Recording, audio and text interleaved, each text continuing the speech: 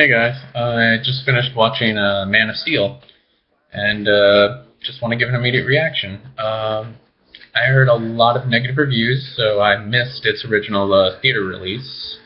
So, it's kind of like I do come in with a lot of biases. I'm a very, very big fan of Superman. I've been a big fan since I was a little kid. I love the Christopher Reeve movies. I collect the comics, love Super Friends. And it's and the animated series, of course.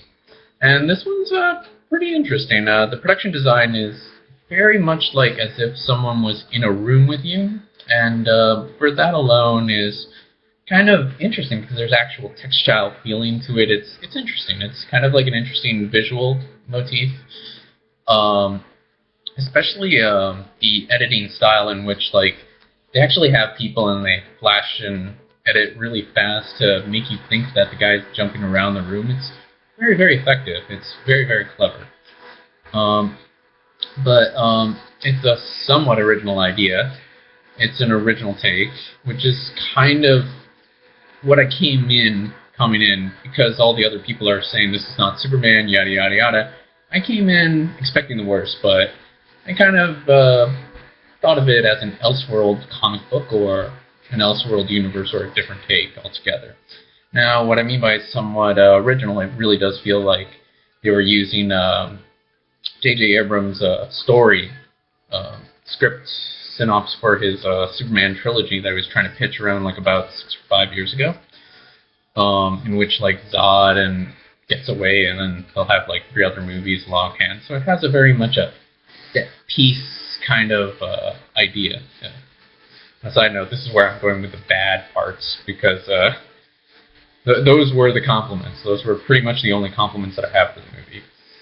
The pacing is just inconsistent. The whole feeling that that there's probably different story writers, and then there's this whole like the Nolan brothers who have this whole like government paranoia theme, and then this whole 9/11 kind of theme that really is heavy-handed and not very well done. And it just leaves. And then there's Zack Snyder, who kind of wants to have somewhat of this hyperactive action sequences, which are not very well done. So you've got all these 3 things all like butting heads together, and it's kind of a mess. It's just a real mess. And the dialogue is just this movie trailer style movie dialogue, in which like one of the worst scenes in particular is the one where the car goes through, Zod throws a car through Ma Kent's house. And she's like, oh, it's okay. Things can be replaced. And then Superman replies, oh, well, they can't replace you. It's like watching The Room. It's like such a aliens trying to translate human emotion. And it's done so poorly, and it's just done so... it's kind of obnoxious. It's like these little scenes sliced in to these bigger action set pieces that aren't very, very good. It really does feel kind of like J.J. Abrams a bit, and it does feel a bit like Nolan's a bit, so kind of there. So it's kind of a mess. It's not very well executed. I mean, kind of wanted to like the action sequences, but didn't enjoy them at all. And there's also this Jesus visual, which isn't not an uncommon thing in Superman comic books. He's usually compared to either Jesus or Moses or a god, a sun god, or a Zeus. So that whole idea is not new. It's just handled really badly. Like here, it's like, here's an image of Jesus, and then there's Superman right aligned close, and they're almost identical. And then he's going to a priest, and he's saying, I don't know what to do. And then the priest kind of like, do your best. And then Superman does the right thing. It's kind of just so poorly done. It's kind of this layman lazy spirituality in which you can get away with anything. I feel like if you really want to dabble with a god, just a vengeful god, a powerful god, a loving god, or a mischievous god, It's done in the comics. Superman is a very humble, well thought of person. He really takes into consideration what his actions are and how they're impacting others. Another better example of how they do this is the Thor movies.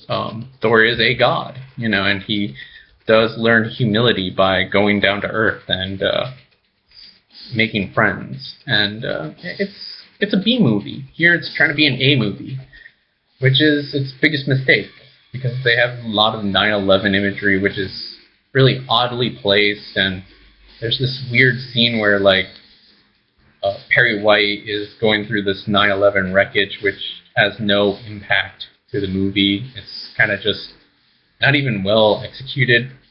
I keep thinking about, like, Roland Emmerich, and I really don't like Roland Emmerich movies, but at least Roland Emmerich movies are fun.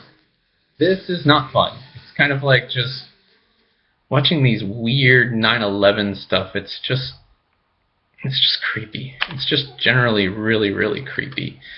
And you kind of want it to, like, not do that. You kind of wish that it would. You wish that it could just change the music.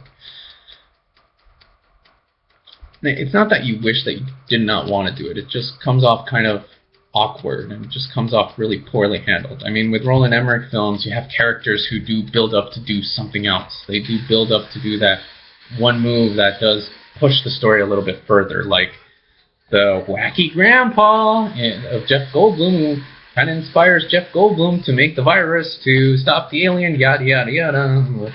Or the talking to the vice president sequence in The Day After Tomorrow, and, oh, you vice president, yada, yada. It's some of those. You need better secondary characters. It helps the movie, and Thor does that really, really well. He's a god, and he learns through his friends. They help him out. Here, nobody helps him out. It's kind of this idea that Superman's the only one who can do it, and it's kind of half-assed. It's not that interesting. It's really poor.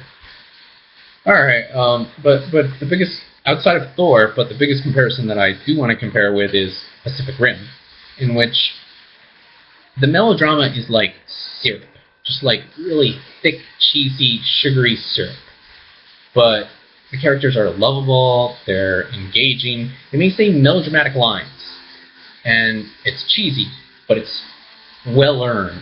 And you're happy, and you're excited, and you want to go along with it for the ride, and it's so much fun. Like, yeah, we can do this!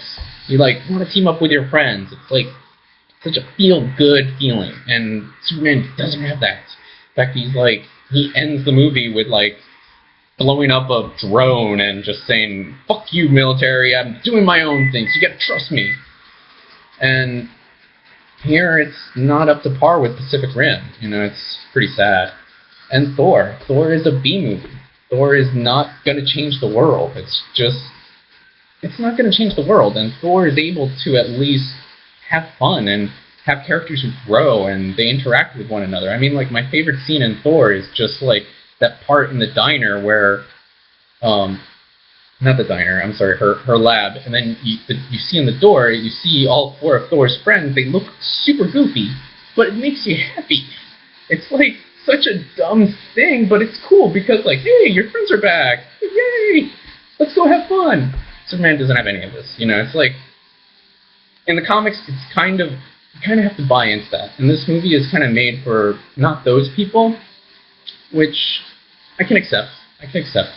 But here it's just poorly executed. It's not very good.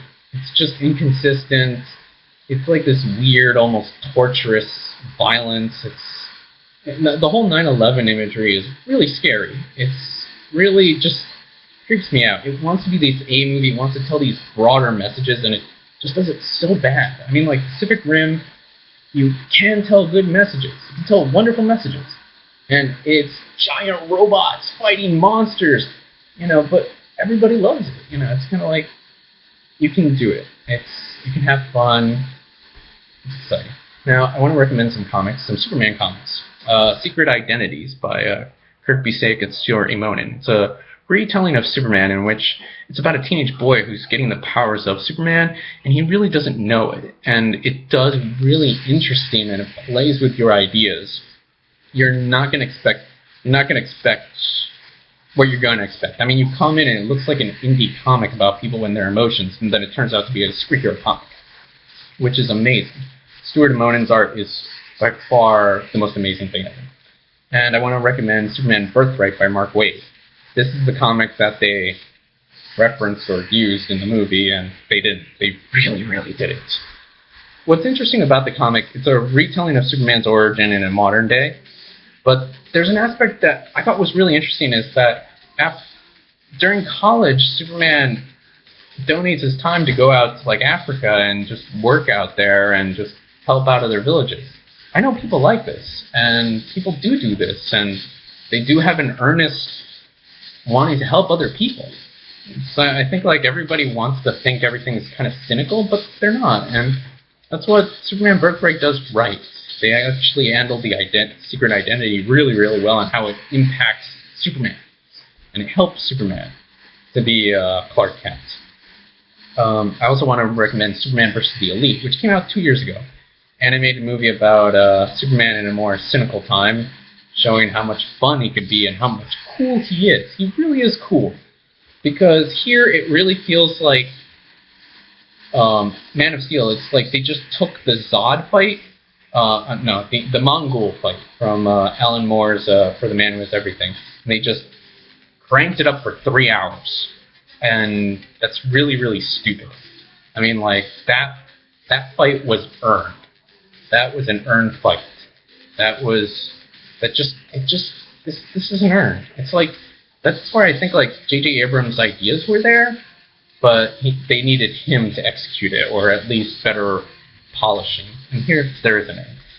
Superman vs. the Elite, a lot of fun. It has robots, the city of Kandor, everything you love about Superman. And, of course, Superman, the animated series. It's definitely a clever retelling of Superman in a more timeless sort of way, and it'll probably stay consistent for a long time. It takes bold and ideas, it does interesting and clever things. Oh, so what would I say about Man of Steel? I would definitely not recommend it. It's really, really bad. I'm a Superman fan, and I love Superman 4. I love Superman 3. You know, it's kind of like Superman Returns, liked ideas of it, didn't turn out well. But, you know, it's like this one is definitely the worst of the worst. And it's not happy for the next one, Superman vs. Batman.